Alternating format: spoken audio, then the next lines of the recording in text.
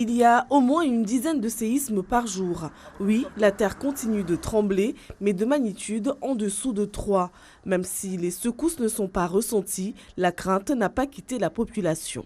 Oui, ça fait peur parce qu'on sait que, comme on dit tous, Mayotte, c'est un petit île. Alors bon, s'il y a il y a un volcan qui monte, ça peut faire beaucoup de dégâts. Je pense qu'il y a toute possibilité que ça recommence. On ne sait pas quand, à quel degré. Mais là, par contre, forcément, on ne peut pas être tranquille. C'est des choses imprévisibles, c'est la nature qui fait ça. D'ailleurs, quand on fait un projet de construction, dans la tête, il y a toujours l'idée, est-ce que je dois solidifier ma maison vu qu'on a connu des secousses? Et ils ont raison, puisque nos fonds marins semblent encore avoir des mystères à percer.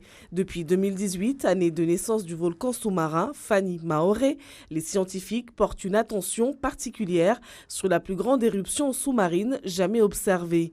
C'est ainsi qu'ils ont découvert que Mayotte est entourée de plusieurs édifices volcaniques, dont une en forme de fer à cheval, particulièrement active, située à seulement 10 km de la petite Terre. C'est dans cette zone-là du fer à cheval, qui se trouve ici, on a une activité de dégazage assez importante. On a 22 panaches gazeux, donc c'est-à-dire des émanations de gaz qui se font sous l'eau. On ne les voit pas à la surface, mais elles font quand même 1000 mètres de haut. Cette émanation importante de gaz laisse encore des questions en suspens. Ça peut être un témoin, un précurseur d'une éruption volcanique, ou ça peut être le début d'une autre activité. Mais c'est aujourd'hui compliqué de répondre à cette question, d'où tous les efforts qui sont faits pour la surveillance. Le Revosima, le réseau de surveillance volcanologique et sismologique, reste en alerte.